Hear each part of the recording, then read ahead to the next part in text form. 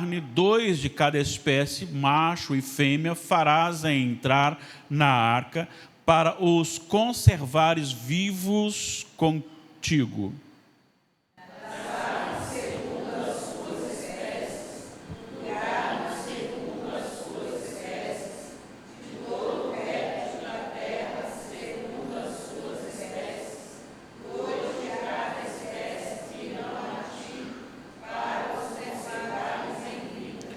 Leva contigo de tudo o que se come, ajunta-o contigo, ser-te-á para alimento a ti e a eles.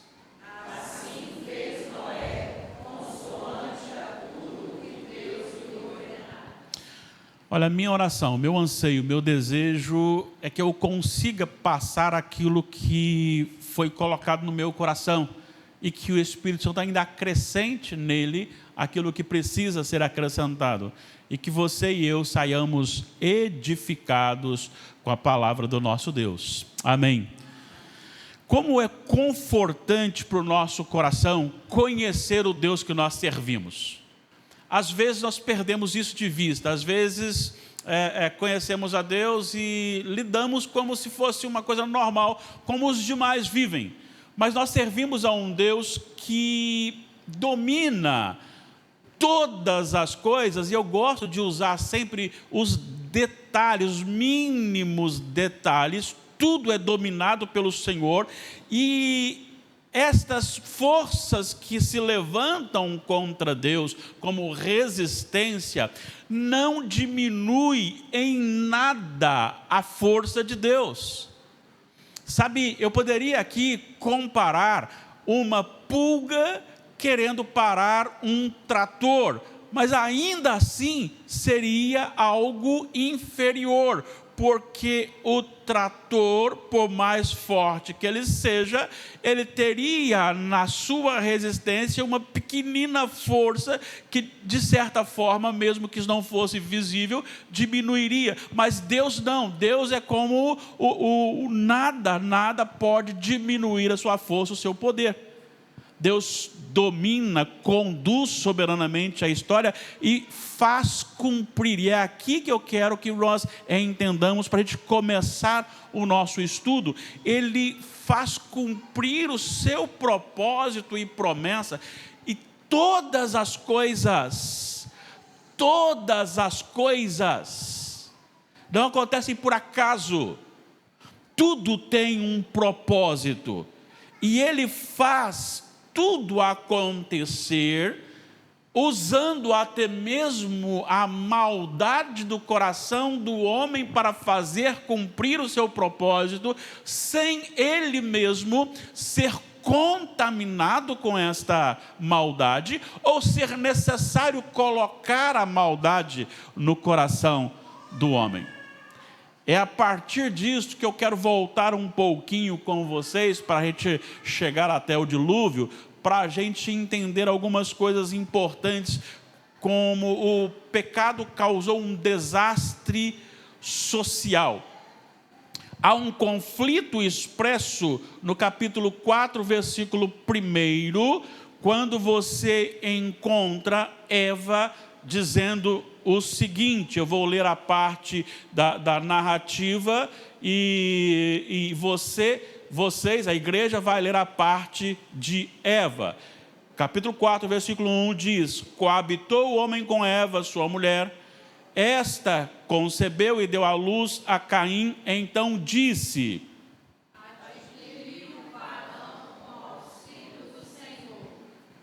adquiri um varão com auxílio do Senhor. Muito embora Eva, também Adão e Eva, tivessem crido na promessa de Deus, e ela então usa essa expressão do nascimento de um varão, porque ninguém sabia quando este varão viria.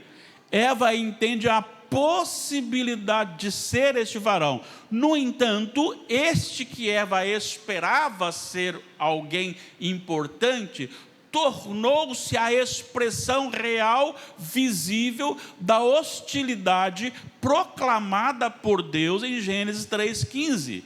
Qual que é? Olha, a semente da mulher vai esmagar a sua cabeça e você vai ferir-lhe o calcanhar. E esta hostilidade já começa com Caim, quando ele decide matar o seu irmão. Vamos lembrar uma coisa? Muito embora o desejo seja do coração humano de fazer a maldade, por trás você tem sempre a hostilidade, a inimizade da semente de Satanás, representado na serpente, que são todos aqueles que se submetem a este espírito, com a semente da mulher, que tem uma linha para dar seguimento e o nascimento real do Senhor Jesus. E Satanás, ele usando aí o Caim, ele tenta fazer algo, ele sempre procurou fazer isto. Ele sempre procurou fazer isso. E aqui não foi diferente. Porque a palavra do Senhor para Caim era, para a serpente era, a semente da mulher vai esmagar a sua cabeça e você vai ferir-lhe o calcanhar. Quando Caim executa o seu irmão, possivelmente atingindo-lhe a cabeça, até pelos instrumentos que se tinha naquele período, é um princípio de tentar inverter. Vamos ver quem vai ferir a cabeça de quem. Vamos eliminar a semente da mulher. Usando Caim, Satanás faz isso, e é, sem dúvida, uma tentativa frustrada, como nós podemos ver no estudo seguinte, nos capítulos seguintes. Então, Caim é um instrumento de Satanás.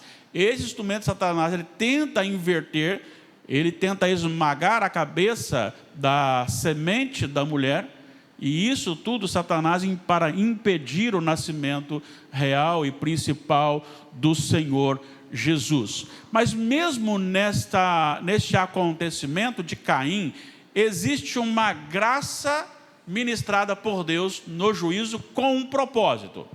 Se você olhar no capítulo 4, versículo 11, por favor, leiam para mim, 4:11.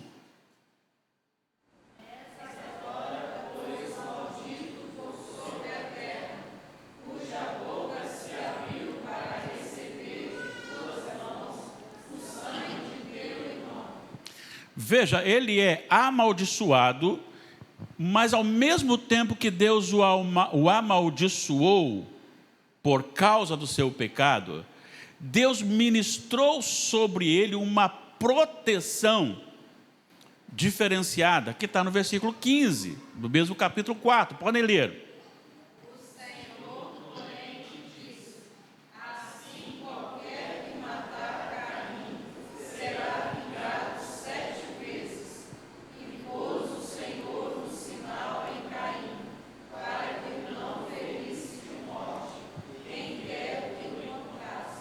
Então, essa proteção dada a Caim é justamente a graça comum que todo ímpio experimenta de uma forma ou de outra. Não só o efeito ali, mas a questão da proteção dessa semente amaldiçoada. E essa semente amaldiçoada, na sua proteção, não fugiu ao controle de Deus. Deus tem o controle total quando Ele poderia eliminar ali a semente da serpente, a descendência dela, mas ele a amaldiçoa e ele lhe dá proteção, ou seja, ela vai ter que passar e continuar num propósito. Qual é o propósito? É a hostilidade programada e pronunciada no capítulo 3, versículo 15, até chegar o final, sendo que Jesus já decretou este final. Está tudo bem até aqui? Tranquilo? Está explicado? Dando para entender bem? No entanto, a gente tem junto com essa graça comum para a vida de Caim e a sua descendência, nós temos agora a semente da mulher continuada, apontando para a descendência e a genealogia para o nascimento do Messias, que é justamente o nascimento de Sete.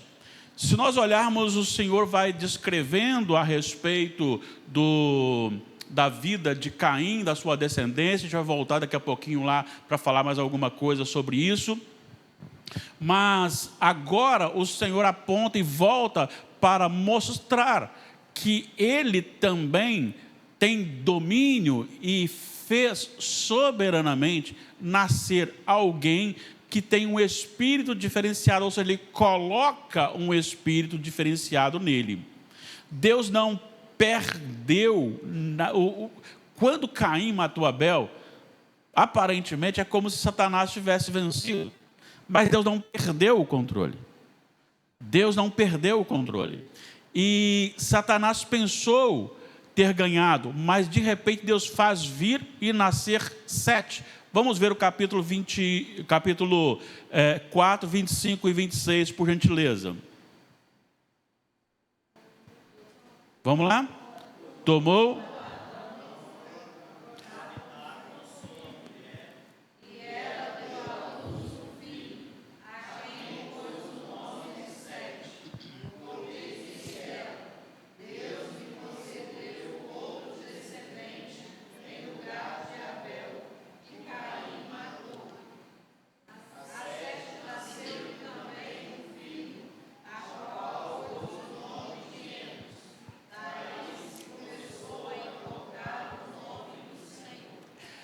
Sabe o que isso traz para nós?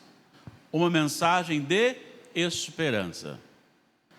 Vivemos um período da história em que ser crente hoje não quer dizer praticamente nada. Ser crente e não ser crente está tendo a mesma posição na sociedade. A conduta das pessoas que se dizem crentes hoje não tem muito sentido da vida. E aí você começa a ficar desanimado com isso. Você começa a ficar desanimado com pessoas desanimadas. Você começa a ficar desanimado quando você vê líderes religiosos que estão tentando mudar, aí dizer que a Bíblia precisa ser reinterpretada, reescrita, mudar alguma coisinha aqui, uma coisinha ali. Quando você vê pessoas que se destacavam, que faziam um trabalho bonito, de repente virando totalmente. Quando você vê as pessoas que tomavam conta do espaço, enchendo o espaço, que hoje não ligam mais, vão lá quando uma vez ou outra, sem serem impedidos por algo que possa impedi-los de verdade. Aí você vai perder, mas não precisa perder porque a esperança, porque sempre foi assim, e o Senhor sempre mantém a santa semente, o Senhor sempre mantém o remanescente, o fiel fica. Está lembrado do que João, o apóstolo, falou sobre aqueles que abandonaram a fé? Ele os chamou de espírito dos anticristos, ou do anticristo. Eles eram os anticristos, saíram do nosso meio porque não eram dos nossos. Então o nascimento de Sete e do seu filho e o retorno para a adoração há um marco. Quer ver uma coisa? Olha o que nós temos no capítulo 4, 16. Leiam comigo, por favor. Olha o que diz. Vamos lá? Retirou-se Caim da presença do Senhor e habitou na terra de Nod, ao oriente do Éden. A nossa tradução começa com o verbo retirar-se. E não é nenhuma questão assim, de alguém que não quer sair, que é expulso. Não, ele se retirou. Ele saiu da presença. No entanto, o versículo 26 já lido, vai dizer que ali, através de 7 hienos, começou a invocar. É um retorno para Deus. Então, dentro disso você tem agora duas correntes, duas linhas, duas descendências que são bem claramente diferenciadas. No entanto, a gente precisa ainda retornar para ver essa primeira descendência, que é a descendência de Caim, que promove uma desintegração social num mal crescente. Nós temos muitas coisas aqui, mas eu vou pegar só o caso de Lameque. Só o caso de Lameque. Lameque é o retrato vivo do desenvolvimento crescente da descendência de Satanás, desse espírito amaldiçoado. Por que razão? Porque ele desobedeceu o mandato de Deus, o versículo 23, e Lameque então toma 2 mulheres. Qual que era o mandato de Deus? Uma mulher. Lameque toma 2 mulheres. Não só ele toma 2 mulheres, aí no versículo 23, como ele desafia a Deus. Alguém aqui já ouviu de alguém, de uma outra pessoa, que quer ir para o inferno? Eu já ouvi. Alguém disse, eu quero ir para o inferno, porque lá no inferno eu posso tomar minha cervejinha gelada tranquilamente, sem ninguém ficar perturbando. Eu quero ir para o inferno, porque lá eu posso fazer isso, fazer aquilo outro, sem ninguém ficar na minha cabeça. É isso que Lameque falou no versículo 24. Leiam, por favor, o versículo 24 do capítulo 4. 7 vezes se tomará a vingança de Caim, de Lameque, porém 70 vezes 7. Se essa é a vingança contra Caim, multiplica, eu quero é mais. Nem Deus me tira daqui. A frase que a gente ouve às vezes aí por algumas pessoas, nem Deus me tira daqui. Não, pode vir mais, manda mais. Isso é desafiar Deus numa arrogância profunda. Então eu peguei só esse exemplo para você ver como que a descendência de Satanás, e aí você começa a observar aquelas pessoas que fazem parte deste grupo, porque não querem seguir a Jesus. E diante disso, o Senhor ministra um juízo no dilúvio. E isso é apontado aqui em algumas dimensões que eu quero mostrar. Primeiro, a retirada do Espírito de Deus. Vamos lá para o versículo 3. Leiam comigo, por favor. Capítulo 6, versículo 3. Leiam comigo. Leiamos. Então disse o Senhor, o meu Espírito não agirá para sempre no homem, pois este é carnal, e os seus dias serão 120 anos. É muito aceito aqui que ele se referia a esses 120 anos, não a idade que o homem teria no máximo, porque depois do dilúvio ainda tiveram muitas pessoas que viveram muito tempo.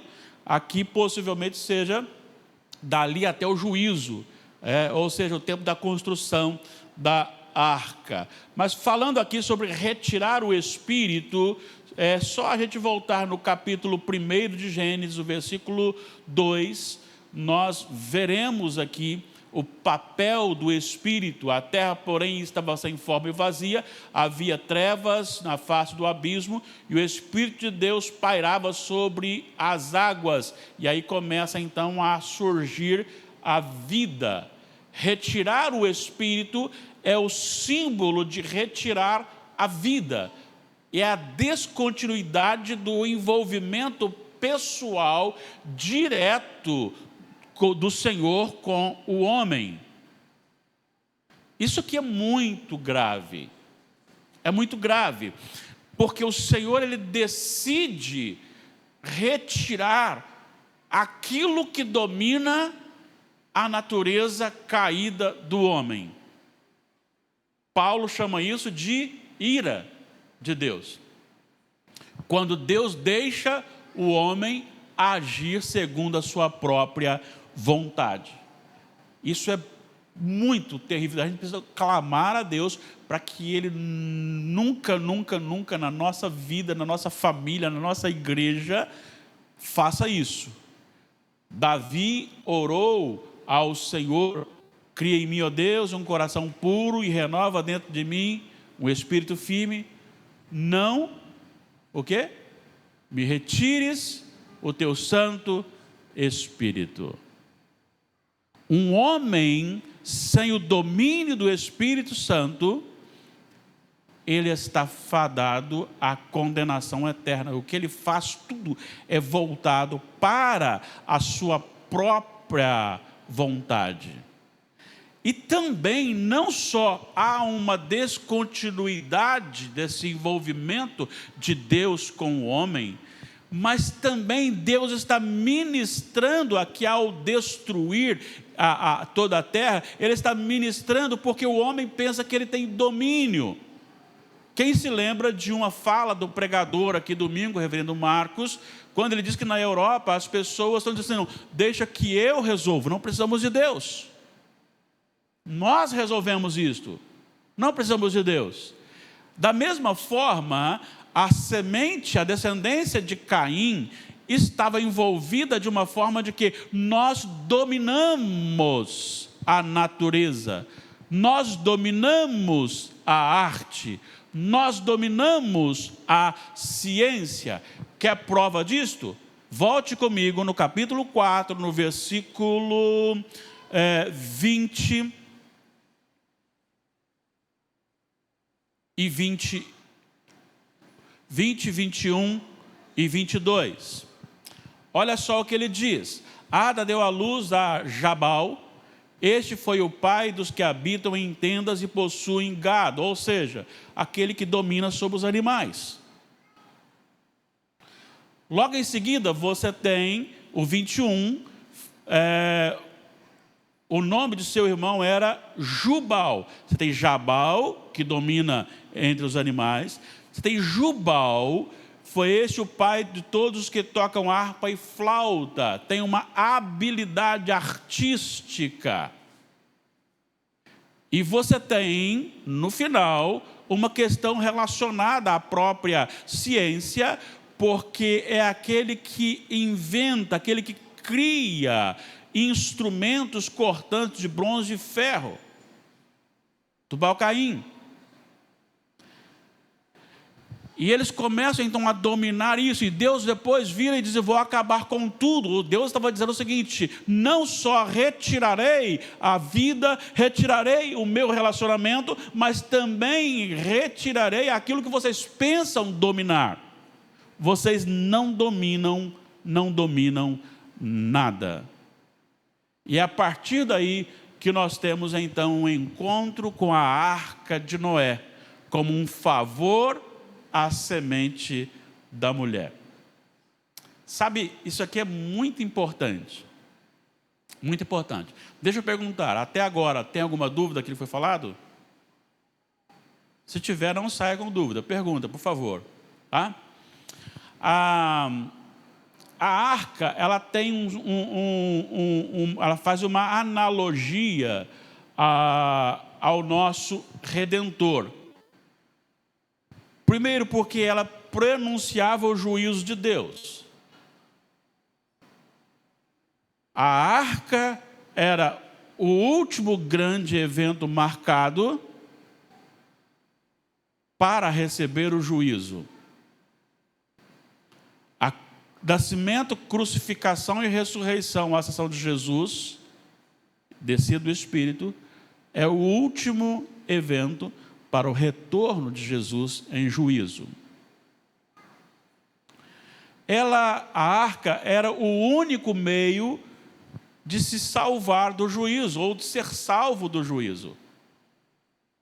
tinha que entrar. Por isso, Noé, esposa, 3 filhos, 3 noras e alguns animais, sendo preservados. Só aqueles que ficaram dentro da arca foram salvos. Então, fora, todos foram condenados. Todos foram condenados. É nela que Noé, sua família e os animais são preservados. Então ela carrega este apontamento para alguns falam analogia, eu até me arrisco a falar o tipo mesmo de Cristo. Mas como eu sou inferior aos teólogos mais concursados aí, eu também aponto para a analogia, mas eu prefiro que a arca é o tipo de Cristo, ela aponta direto para Cristo. Dentro desse dilúvio, você tem algumas coisas que apontam agora e marcam essa questão da redenção para o povo de Deus. Primeiro, esse juízo que foi ministrado é um juízo de extensão cósmica, total. Vamos dar uma olhadinha, por favor? Nós temos aí 3 versículos. O primeiro versículo é o capítulo 6, versículo 17, que já foi lido, mas eu vou destacar apenas, prestem atenção, olha só. Porque estou para derramar águas em dilúvio sobre a terra, para consumir toda a carne que há fôlego de vida. Assim também a redenção do povo de Deus, quando nós ficaremos livres disso aqui, será um evento que marcará toda a terra. É até bonito, porque eu estava lendo esses dias e me deparei com aquele versículo maravilhoso, quando fala assim: o Senhor, dada a ordem, mandará os seus anjos e recolherá os seus escolhidos nos 4 cantos da terra. Que coisa maravilhosa! Não importa onde você mora, se é na capital, se é na Grande Vitória, não importa se você mora no interior, não importa onde você está. Se for do Senhor, o santo anjo do Senhor vai lhe recolher para esse dia. Mas o julgamento ele tem essa extensão. Vamos lá, 7, 19 e 20, por favor, leiam.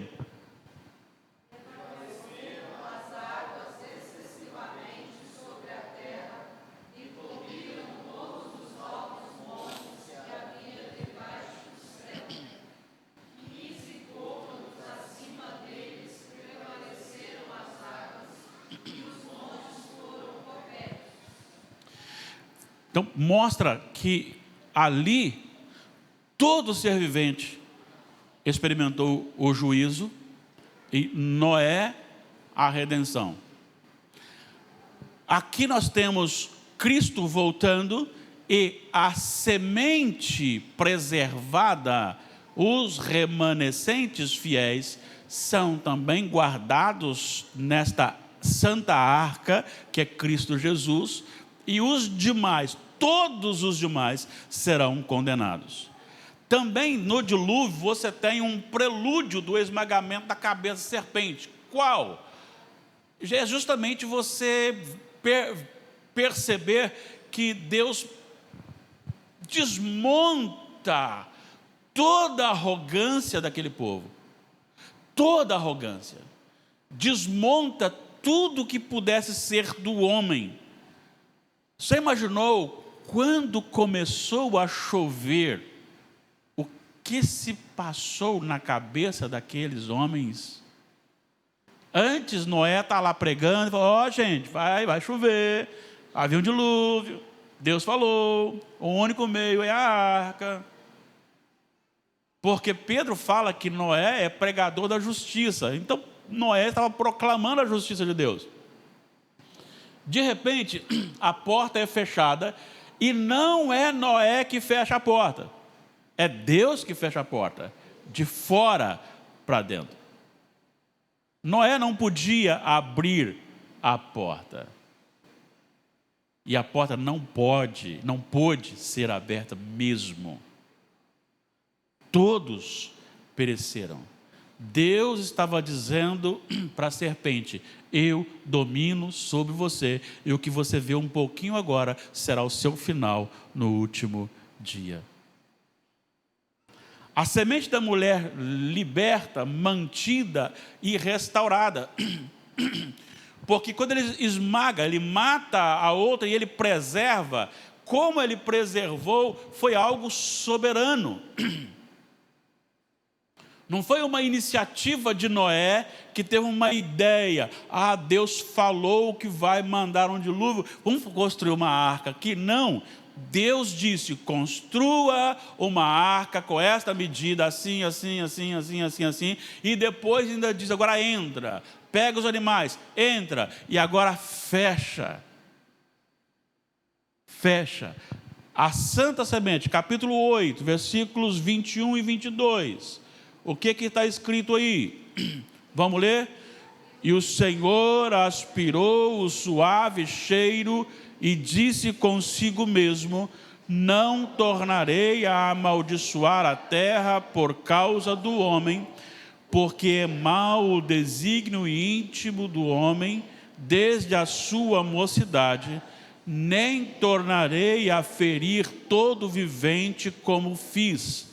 Enquanto durar a terra, não deixará de haver sementeira e ceifa, frio e calor, verão e inverno, dia e noite. Veja, o que ele está dizendo é que ele faz agora uma aliança, ele renova, melhor dizendo, esta aliança. Ela foi feita com Adão, e agora ele fala: olha, quem vai dar prosseguimento é vocês, Noé, esposa, filhos e noras.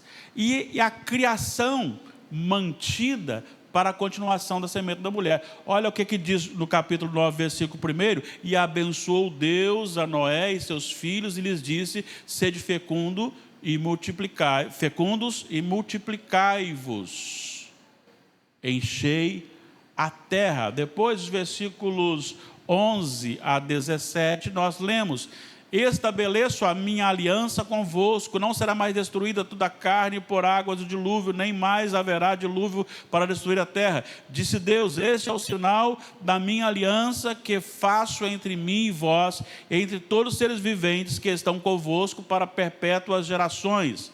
Porém, nas nuvens o meu arco será por sinal da aliança entre mim e a terra. Veja bem, entre mim e a terra. Sucederá que quando eu trouxer nuvens sobre a terra, e nelas aparecer o arco, então me lembrarei da minha aliança firmada entre mim e vós, e todos os seres viventes de toda a carne. Não é só com os homens, com o ser humano. E as águas não mais se tornarão em dilúvio para destruir toda a terra. O arco estará nas nuvens, vê-lo-ei e me lembrarei da aliança eterna entre Deus e todos os seres viventes, de toda a carne que há sobre a terra. Disse Deus a Noé: esse é o sinal da aliança estabelecida entre mim e toda a carne sobre a terra. Isso é bonito, porque destruir a semente, a descendência de Satanás, era por fim ao propósito e não o cumprimento. Então, manter uma e outra, e mesmo com as hostilidades, era justamente apontar para aquilo que estava sendo programado dentro do propósito de Deus. Então, essa aliança ela é formada, e Deus diz agora: o único evento que porá fim será a consumação. Então, Jesus Cristo é a única solução. É Ele que é apontado neste momento na preservação desta descendência que teve reinício em Sete. E a partir de Sete, você vê a genealogia apontando para o nascimento de Jesus. Então, esse evento do dilúvio, ele tem tudo a ver com o plano da redenção, apontando para o plano da redenção. E isto revela um outro ensinamento do Senhor. Muitos são chamados, poucos escolhidos. São mais os perdidos do que os salvos. Os que entraram na arca, 8 pessoas, e os que se perderam, o restante. Então tudo isso aponta para o plano da redenção, em que Deus soberanamente vai cuidando dos detalhes. Noé recebeu do Senhor indiretamente, analogicamente ou tipicamente, pode acreditar que o Messias esmagará por completo a cabeça da serpente. É por isso que você pode descansar. É por isso que você pode descansar. É por isso que você precisa amar a Jesus mais do que um torcedor muito doente pelo seu time de futebol ama. Hoje, enquanto eu passava para resolver alguma coisa em Campo Grande, à parte da tarde, via muitas pessoas que conseguiram folgas para estar nos bares assistindo o futebol do seu time favorito. E lá todo mundo com o olho vidrado lá assim, observando. Porque amam o seu time de futebol. E às vezes brigam por ele. Às vezes gastam o que não tem com ele. Às vezes compram uma camisa oficial que sei lá quanto custa. 300, 400, 500 conto.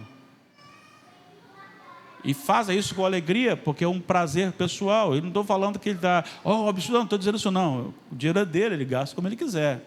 O que ele não pode é gastar com isso e ficar devendo os outros. Mas se ele mantém tudo lá, é uma questão dele, é um gosto dele. Agora, o que eu acho é que nós precisamos amar a Jesus mais do que esse povo ama os seus times de futebol. A gente precisa amar a Jesus, porque ele é visto desde o momento do Jardim do Éden até o último instante. Alguma dúvida? Se não há, vamos para a nossa conclusão. Deus governa sobre todas as coisas e as conduz debaixo do seu onipotente domínio. Gente, isso é confortador. Deus estabeleceu morte como pecado, mas Deus não perdeu o controle quando Caim matou Abel. Deus, se quisesse, teria impedido. Mas a morte de Abel fazia parte da necessidade de Jesus Cristo, o nosso Senhor. Todas, não poucas, todas as tentativas de Satanás para destruir a semente da mulher, nada mais serviram a não ser para fazer cumprir o pronunciamento de Deus quando o sentenciou. Gente, isso é espetacular. Eu entender que Deus tem propósito até mesmo nas coisas ruins que me acontecem. Eu preciso pensar, dizer, Senhor, primeiro, qual é a causa do que está acontecendo agora? O Senhor deixou isso acontecer comigo ou com os meus? Tem alguma coisa que eu fiz, estou fazendo, que precisa ser consertado? O Senhor está me corrigindo? Me ajuda a entender isto? Então por que isso está acontecendo? Mas ao mesmo tempo eu preciso entender e buscar no Senhor para que isso está acontecendo. Qual a finalidade disso? A finalidade disso é consertar o meu caráter? A finalidade disso é me aproximar mais de Deus? A finalidade disto é para que eu me mantenha fiel, ainda que as coisas não aconteçam do meu querer, para que Ele seja glorificado quando isso acontece? Então é necessário que a gente busque no Senhor este ensinamento. E se você for buscar em todos os acontecimentos, sempre estarão apontando para Jesus Cristo. Como é que eu provo isso? Em Efésios capítulo 1, versículo 10. Não está projetado aí.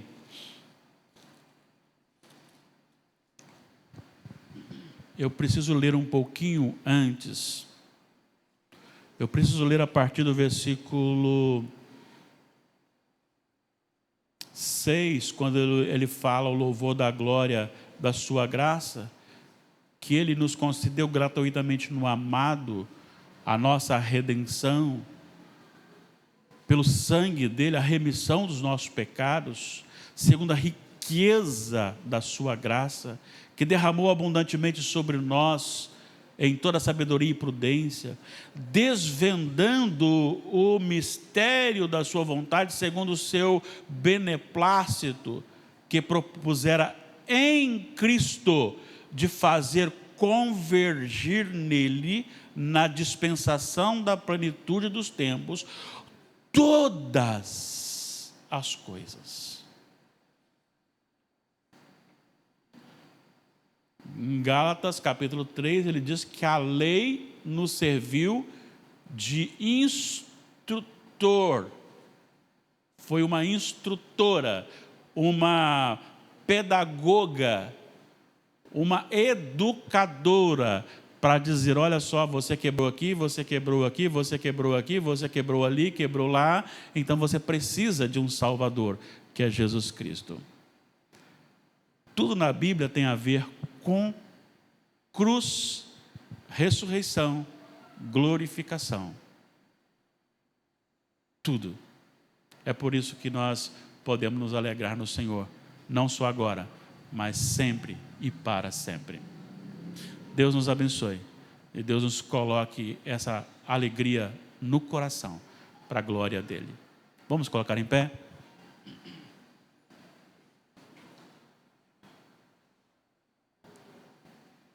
Nós oramos a Ti, Senhor nosso,